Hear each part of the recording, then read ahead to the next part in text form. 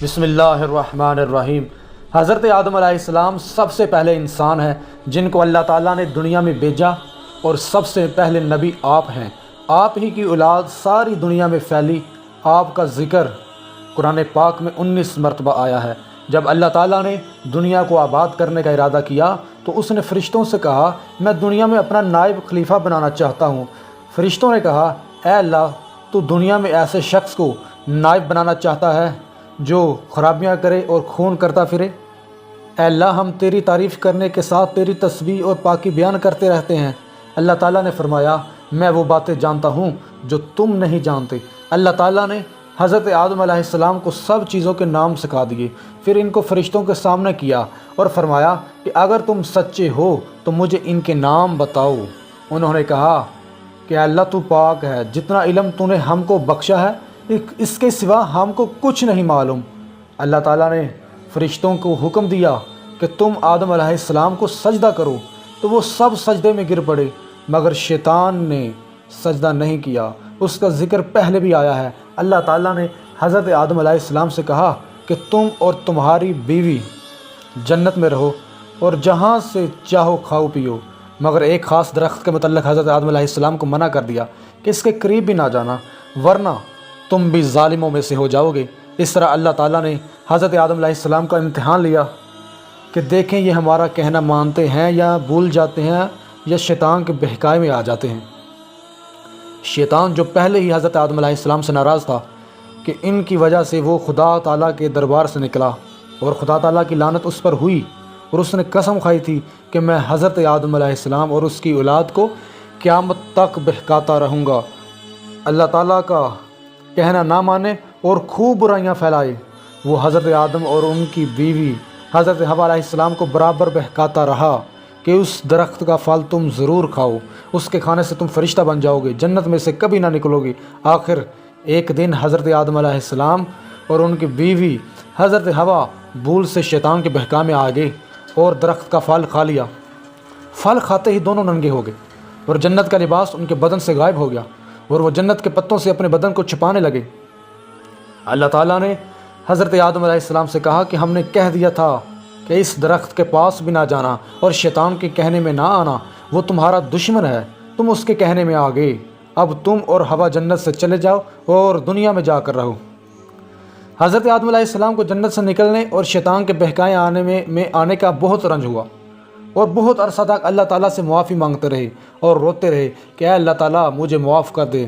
آخر اللہ تعالیٰ کو رحم آیا اور حضرت آدم علیہ السلام کو یہ دعا سکھائی کہ اے اللہ، ہم نے اپنے اوپر ظلم کیا اور تو ہم پر رحم نہیں کرے گا تو ہم بڑا نقصان اٹھانے والوں میں سے ہو جائیں گے۔ اس کے بعد حضرت آدم علیہ السلام اور حضرت حوا علیہ السلام اللہ تعالیٰ نے دونوں کو دنیا میں رہنے کے لیے بھیج دیا۔ دنیا میں رہنے سہنے لگے، خوب جی لگا کر اللہ کی عبادت کرتے۔ ان کی بہت اولاد ہوئی اور دنیا میں سب جگہ آباد ہوتی رہی اولاد۔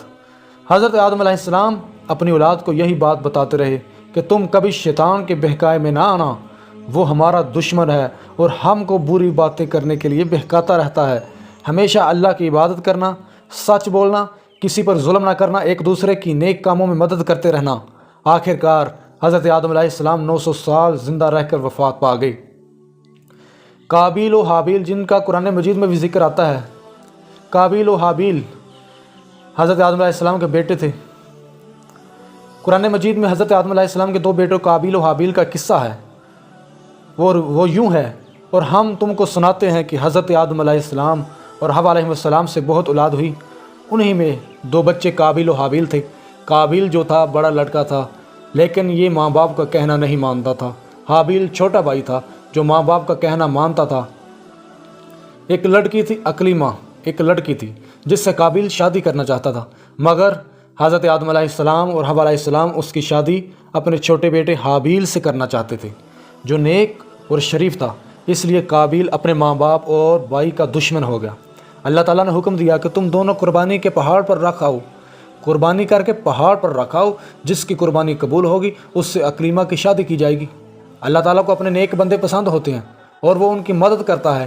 آسمان سے ایک آگ آئی اور حابیل کی قربانی کو لے گئی، یعنی حابیل کی قربانی قبول ہو گئی۔ اب اس کے بھائی قابیل کو بہت غصہ آیا، اس نے حابیل سے کہا کہ میں تجھ کو قتل کر دوں گا۔ حابیل نے کہا اللہ نیک بندوں کی قربانی قبول کرتا ہے، اگر تم مجھ سے لڑو گے تو میں بھی تم پر ہاتھ نہیں اٹھاؤں گا۔ آخر ایک دن قابیل نے اپنے چھوٹے بھائی حابیل کو قتل کر دیا۔ یہ دنیا میں پہلا قتل تھا جو قابیل نے اپنے چھوٹے بھائی حابیل کا کیا۔ قتل کرنے کے بعد قابیل کو فکر ہوئی کہ حابیل کی لاش کا کیا کریں، کس طرح چھپائیں۔ اس نے دیکھا کہ ایک کوا چونچ سے زمین کھود کر ایک دوسرے مرے ہوئے کوے کو دفن کر رہا ہے۔ تب اس نے بھی اپنے بھائی حابیل کو زمین کھود کر دفن کر دیا اور خود جا کر آگ کی پوجا کرنے لگا۔ حضرت آدم علیہ السلام اور حوا علیہ السلام کو بہت رنج ہوا، دکھ ہوا۔ قابیل و حابیل دونوں بھائیوں کے جھگڑے سے ہم کو یہ سبق لینا چاہیے کہ ہمارا حقیقی بھائی یا مسلمان بھائی اگر ہم پر زیادتی کرے تو بہتر یہ ہے کہ ہم صبر کریں اور اپنے بھائی پر ہاتھ نہ اٹھائیں۔ قابیل نے اپنے بھائی کو قتل کیا، قیامت تک لوگ اس پر لعنت کرتے رہیں گے اور آخرت میں اللہ کے عذاب کا مستحق ہوا، اور حابیل کو قیامت تک لوگ اچھا کہتے رہیں گے اور جنت کا وارث ہوا۔ اللہ تعالیٰ سے دعا ہے کہ جو کچھ سنا ہے اس پر عمل کرنے کی توفیق عطا فرمائے۔ آمین ثم آمین یا رب العالمین۔